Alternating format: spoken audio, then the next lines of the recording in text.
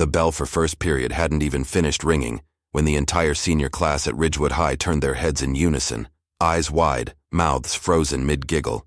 There she stood, Ms. Evelyn Harper, the 28-year-old substitute who'd been whispered about all weekend for her sharp jawline, fitted blouses, and the kind of confidence that made even the football team swallow their gum. She was supposed to be an easy target, a pushover, a hot sub they could rattle for TikTok clout. But 30 seconds into roll call, the air in room 204 turned electric, then ice cold, then nuclear. Because when Jake the King Malone, captain of the varsity squad, 3 of entitlement wrapped in a Letterman jacket, reached out and ripped her light blue blouse clean open with one smug yank, exposing lace and skin to a classroom of 30 gasping teens. He expected laughter. He expected chaos. He expected power. What he got instead was the single most humiliating 5 minutes of his life, and a lesson every bully in America needs burned into their skull. If you think you've seen revenge, you haven't seen this. Smash that subscribe button right now and turn on notifications, because by the end of this script, you'll be begging me to drop the sequel. Let's dive in. Picture this. 8:17 a.m. The room smells like cheap cologne and desperation. Ms. Harper stands at the podium, voice like honey over steel, calling names alphabetically. Malone Jacob? Jake smirks from the back row, already live streaming on his burner phone. His crew, Dylan, Tyler, and Whisper Mike, lean forward like hyenas. The plan was simple. Embarrass the new chick, go viral, rule senior year. Jake had done it before. Snapped bra straps, dumped chocolate milk, even superglued a freshman's locker shut. Consequences? Please. His dad owned half the car dealerships in town. Teachers looked the other way. But Evelyn, she wasn't from here. She didn't care. So when Jake saunters up under the pretense of handing in a late permission slip, his fingers hook the collar of her blouse and RIP, buttons fly like shrapnel. The class explodes. Phones whip out. Someone yells, "World Star!" A girl in the front row actually claps. Jake puffs his chest, ready for the applause of a lifetime. But Evelyn doesn't scream, doesn't cry, doesn't even cover herself. She just smiles. Not a sweet smile, not a scared smile. The kind of smile a lioness gives a cub right before she teaches it why the food chain exists. The room quiets so fast you can hear Dylan's phone slip from his hand and clatter to the floor. Evelyn locks eyes with Jake, unblinking, unashamed, and says, in a voice that somehow fills every corner of the room without a microphone, "You just made the worst mistake of your life, sweetheart."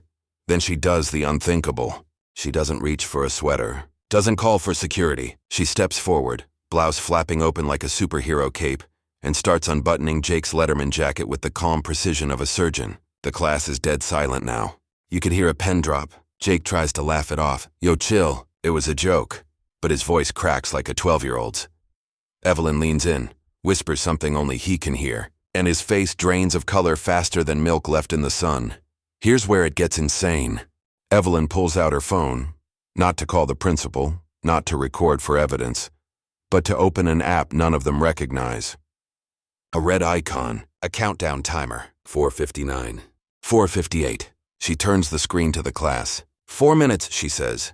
That's how long you have to apologize properly, or every single one of your college recommendation letters, scholarship emails, and parental contact forms gets replaced with a very detailed confession of what just happened here. Complete with 4K footage, the class gasps. Jake's knees buckle. Because here's the kicker. Evelyn isn't just a substitute.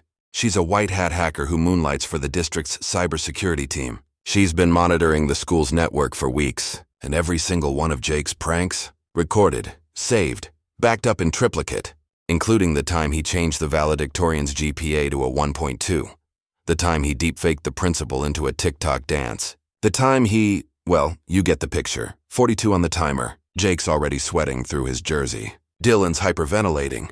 Whisper Mike is crying. Evelyn leans against the desk, arms crossed, blouse still open like she's daring the universe to try her. TikTok boys, public apology. On your knees, or I hit send. The class is a graveyard. Then, like a scene from a movie nobody believed could be real, Jake drops, full kneel, hands clasped. "I'm sorry, Ms. Harper, I'm so sorry. It was disgusting and wrong and—" His voice breaks. The others follow. 4 grown boys, varsity jackets pooling around them like defeated flags, begging a woman they just humiliated to forgive them. Evelyn lets the timer hit 0:03 before stopping it. Apology accepted, she says. Now button my shirt. And they do, shakily, one button at a time, while the entire class watches in stunned silence. But here's the part that'll make you subscribe and never look back. Evelyn doesn't just let them off the hook. She makes them earn it. Over the next week, Jake and his crew become her personal shadow, carrying her books, erasing the board, tutoring freshmen they used to torment. She turns their punishment into a masterclass in accountability and films every second for a documentary she's pitching to Netflix. Title: Class Dismissed: How 4 Bullies Became Men in 7 Days. By Friday, Jake's writing college essays about toxic masculinity. Dylan's starting an anti-bullying club. Whisper Mike. He's designing a school app that anonymously reports harassment with Evelyn's code. The same kids who tore her shirt are now wearing t-shirts that say, "I belonged naked before her. Now I stand corrected."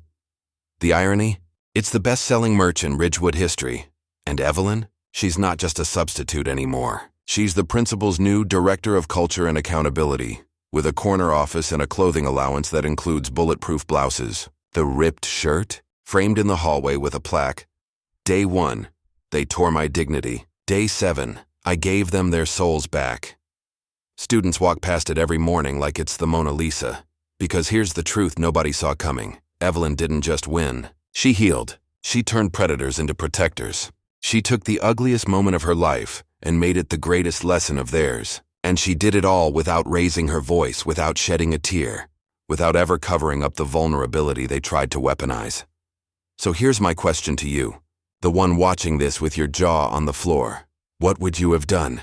Would you have cried, fought, called the cops? Or would you have smiled, hacked their futures, and made them beg on their knees while the whole world watched? Drop your answer in the comments. Best one gets pinned. And if this story lit a fire in your chest, if it made you want to stand taller, fight smarter, and never let a bully define your worth, then subscribe right now. Hit that bell. Join the 3.2 million of us who refuse to let the Jakes of the world win. Because every time you watch, like, and share, you're telling every bully out there, we see you.